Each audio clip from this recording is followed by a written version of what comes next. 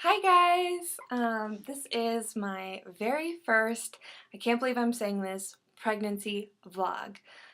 My name is Kasha, I'm 27 years old, and I just found out that I am pregnant! I am 5 weeks pregnant. I found out about a week ago, and I don't know why. The first week especially, I felt really nervous about the pregnancy. Like, it just felt so fragile, so I decided not to do a pregnancy update until week 5, which I guess it's still pretty fragile, but I'm feeling better, so I decided to start filming now. I wanted to start doing pregnancy vlogs for essentially two main reasons. The first reason is because I wanted to keep a record for myself. I think it's a really cool way to keep a record of your pregnancy, and not only, a list of symptoms that you were experiencing, but you get to actually see your energy, your vibe, how you were feeling, and it'll be something cool for me to look back on in the future. Um, the other reason that I wanted to do pregnancy updates was because I really like the idea of reaching out to other people in the community. I recently moved to the current city that I'm living in, and I don't really know many people yet, and I think, any way that I can meet other people going through the same thing that I'm going through is great. And so YouTube sort of gives me a platform to reach out to other people in the community. Um, so related to that reason, the whole community thing, um, is that I am not just 5 weeks pregnant, but I'm actually considered a high-risk pregnancy because I have type 1 diabetes. As a type 1 diabetic, my pregnancy experience will be a little bit different than someone without diabetes. Along with all the normal things you can experience, there's also um, other things that are unique to having diabetes. So I thought it would be really helpful for other type 1s out there to find this vlog and maybe have somebody to share the experience with. I wanted really to be able to support other type 1s out there going through pregnancy. That being said, whenever you talk about a medical topic on a YouTube channel, something that's so public like this, it's really important to clarify that I'm not a doctor and I'm not qualified to give medical advice. This is not medical advice. I'm simply sharing my experience so that other women with type 1 diabetes who are pregnant can have some support and maybe compare what they're going through. It's not meant to replace advice from your doctor. And if you're a type 1, you know the importance of having a really close relationship with your endocrinologist anyway. But I thought I'd just put that caveat out there. Um, this first video, I kind of want to split up into 3 parts. I want to talk about how I found out I was pregnant, part 1. Part 2, I'll talk about just a couple symptoms that I'm experiencing, both just basic pregnancy symptoms as well as things specific to diabetes. And in part 3, I'll talk about some of the actions I'm taking for my health and plans that I have as this pregnancy progresses. So, okay, how I found out I was pregnant. My husband and I have been married for 6 years, and we've been in school for many of those years. We just recently both finished our graduate degrees, and all along our plan was to wait until we were done with school. I don't know, I've always wanted to be a mom, but at the same time I really wanted to get my education, and with the diabetes I was afraid that I wouldn't be able to control my blood sugars as tightly as they needed to be controlled for pregnancy while I was a student. It was super stressful, especially the last 2 years have been pretty stressful, so I wanted to have that phase of my life over with so that I could really focus on good blood sugar control. So anyway, I graduated in December with my master's degree, and we pretty much started trying right away. So the point is, it was completely planned. Um, and I thought maybe I would do another video, separate video topic on preconception and as a diabetic, like what I did to get my blood sugars where they needed to be so that we could start trying to conceive. I guess I should just briefly explain that we did try, sort of, in December, except now that I know I didn't get pregnant. I'm pretty sure we missed ovulation. But anyway, we had tried in December and I was absolutely convinced that it had worked and that I was pregnant. And I was, you know, seeing symptoms everywhere. I thought, oh wow, yeah, it really is. And then, you know, the time comes for me to take a pregnancy test. I was really excited. And it was negative, and I was really bummed, even though, you know, it was just the first time, but I was so convinced that I was pregnant that I was really bummed when it was a negative. So this time around, I did the complete opposite. So we were a lot better with the timing of things, but I was absolutely 100% convinced that I did not get pregnant, that it just didn't work. It's funny, I really thought that I wasn't pregnant, and anything that happened that, now looking back, they were probably early clues that I was pregnant, I would totally explain away. So, oh, it's not that, it's probably this. So anyway, I was positive that I wasn't pregnant. I totally convinced myself. However, that being said, I was keeping my blood sugars in good control just in case. So on Sunday, February 7th, which was the Super Bowl 50, and one day after my husband's birthday, we decided to take a pregnancy test. It had been, I think it was about 4 days before I was expecting my period, and I had one of those early pregnancy tests. And again, I was like, this is going to be negative, but I have to take one just to rule it out, you know. So we did it together. We set a time. I dipped the stick and we put the cap back on, set it down, and we're both sort of staring at it. We set a timer, and okay, so my husband hasn't seen a whole bunch of pregnancy tests like I have, but I have seen a whole bunch of negative pregnancy tests and what they look like.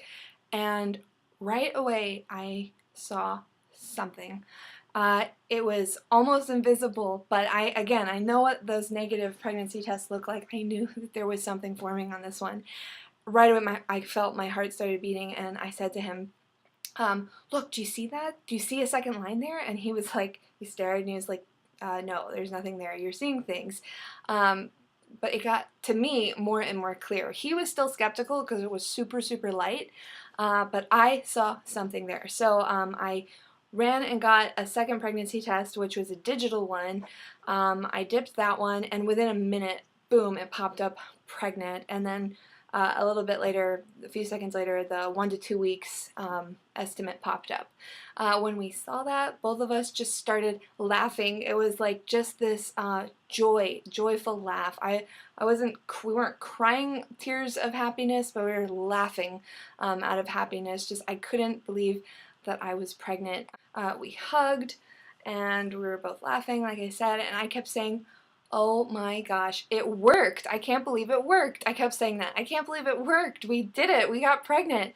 Oh man, it was just the most amazing moment, and just seeing that positive pregnancy test after so many negatives, it just is amazing, and it's almost hard to believe that it's true.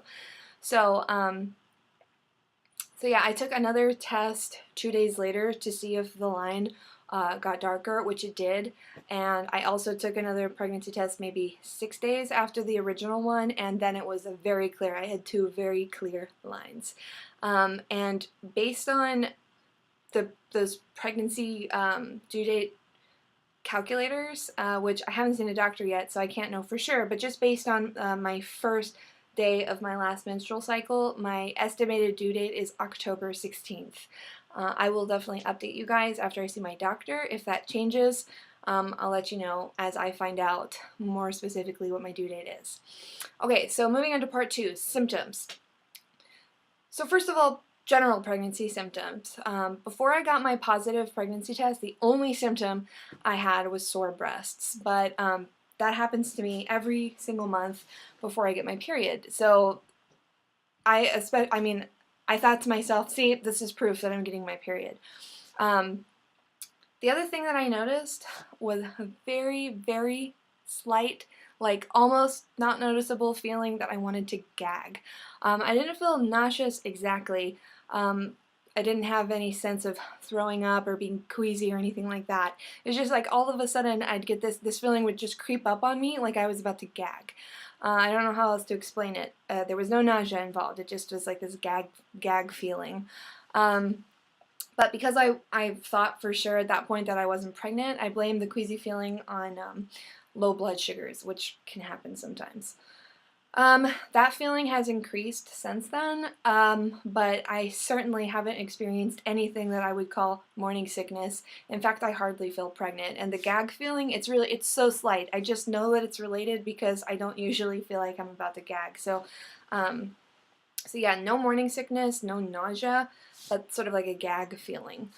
Other than that, I've had in week 4, I had slight, very dull, random twinges of crampiness in my uterus area, and also the ever so slightest bit of spotting for like one day. And I wondered if that was late sort of implantation bleeding. It happened right around the time that I was expecting my period. And it scared me, but it was so slight. It was not red. It was like, it was only after I used the bathroom and would wipe, and there was just the slightest tinge of brown something. Anyway, it disappeared. It's gone from now. Just 2 days ago, the other symptom that started is I started feeling really tired. Now, again, it's nothing crazy, but I usually have a lot of energy, so since it's a change from the usual, I can tell that it's a pregnancy symptom. I imagine that that tiredness is going to increase, and I know that they say that by week 6, pregnancy symptoms really set in, so I'm still fully expecting morning sickness, and I'm expecting the tiredness to get worse. But as of now, essentially, if I didn't know I was pregnant, I probably wouldn't even notice these things. I hardly feel pregnant. My breasts are still sore, but not anything like I've heard other pregnant women explain, it's like you can barely touch them. Not like that. They're just sort of sore, kind of like before I get a period. Okay, so now on to diabetes-related symptoms. So far, my only diabetes-related symptom to pregnancy is that my blood sugars have been low. Now, this surprises me because in early pregnancy, and throughout pregnancy, you get a spike in progesterone, and generally speaking, progesterone makes insulin less effective. It sort of creates insulin intolerance. So for me, for instance, before every period, for about a week before I get my period, when there's that spike in progesterone, my blood sugars get high, and I experience it's like difficult to bring them down, even if I feel like I'm giving myself more insulin than I usually do. That didn't happen to me at all this time around. I didn't have that high period of blood sugars that I have before my period. Even though when you're pregnant you have a spike in progesterone, so I don't know why that is. I'm not a doctor, but I'm guessing it has something to do with all the stuff that's going on inside my body. Like, I'm sure whatever's happening with the pregnancy right now, it's using up glucose in my body. And also I know that in non-diabetic women, your blood sugars drop during pregnancy. So if a blood sugar is normally 80, during pregnancy for non-diabetic, it'll drop to 60, like an average of 60. So it could be some normal thing that's lowering my blood sugars because, the body knows your blood sugars need to be good. So yeah, my blood sugars have been low, and it's like my body is almost helping me keep them under control. Over the last 2 weeks, my blood sugar has been over 100, maybe only 3 or 4 times, and comes right back down. So it's shocking, I know, but as soon as I got pregnant, it's like my body knew, and it's been pretty easy to keep my blood sugars under 100, which has been great, because then I don't have to be afraid of anything from my blood sugars affecting the pregnancy. About that, as of this point, I'm grateful that I haven't had morning sickness or food aversions, because my diet and the way I eat is obviously crucial to controlling my blood sugars and keeping those tight, in a tight range. I am really nervous about morning sickness, especially nausea and vomiting and food aversions, because I'm afraid that that'll make blood sugar control a lot more complicated. As of now, I'm grateful that I don't have any of that, but I'll keep you guys updated if I do get anything like that, and I'll let you know what I'm doing to control my blood sugars if I start vomiting a whole bunch, which, keeping my fingers crossed, that doesn't happen. So, okay, Part 3, actions that I'm taking for my health and for the pregnancy. So the first thing I'm doing, which I've already touched upon, is trying to keep my blood sugars as close to normal non-diabetic numbers as possible. And the main way that I do that is with a low-carb diet. I'm eating tons of organic vegetables along with really good quality protein sources. I usually have eggs for breakfast. I have 3 scrambled eggs along with some veggie side. I have a lean protein for lunch and dinner, along with also lots of vegetables, fresh organic vegetables.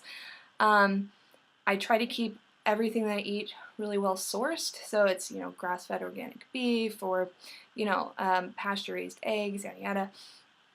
It's essentially a paleo diet with an emphasis on eating whole foods, but again, really low carb. And just to clarify for all of you who are not diabetic, or I'm not on a low carb diet as if I'm trying to lose weight. I eat low carb foods to keep my blood sugars under good control, because as soon as I eat anything with carbs, even if it's really good quality like quinoa or whole grain or something, I get a blood sugar spike, and every time I get a blood sugar spike, it puts my baby at risk and in danger. So I know it's not ideal, but you know, it's not ideal to have diabetes when you're pregnant. So I feel like the low carb thing, it's more important for me to have good blood sugars, and I do try to get as many vegetables as I can. I also cut out all caffeine. I used to have a cup of coffee in the morning and another one after lunch, and so I've completely cut that out. Although I have been drinking a very weak cup of black tea in the morning, and I think that that's okay. From everything I've read, it's not very much caffeine compared to the coffee, and I think that that's okay. I also have been enjoying my herbal teas throughout the day, especially peppermint and chamomile tea. The other important factor for my health, both in general and as a diabetic, is exercise. So I try to exercise. Okay, let's talk about, before I found out I was pregnant, I was exercising every day, like 40 minutes of like Zumba or yoga or something like that.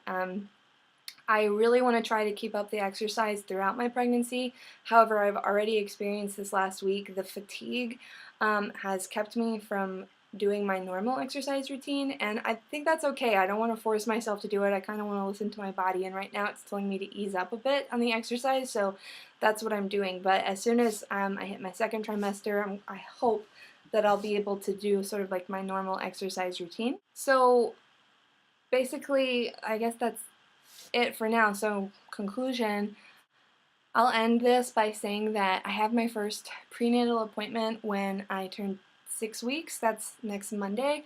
And that is at a high-risk OBGYN clinic. I'll definitely let you guys know how that goes. Hopefully the next video that I do, I'll have doctor appointment stuff to update you on. And I'll be doing both pregnancy updates as well as other videos about specific topics, especially things related to diabetes and pregnancy as the time goes by. So at the very minimum, you can look forward to weekly pregnancy updates. So until then, thanks for watching. I'm really excited to share this experience with you guys as I go through it, and I hope you guys have a great day, and thanks for watching. Bye!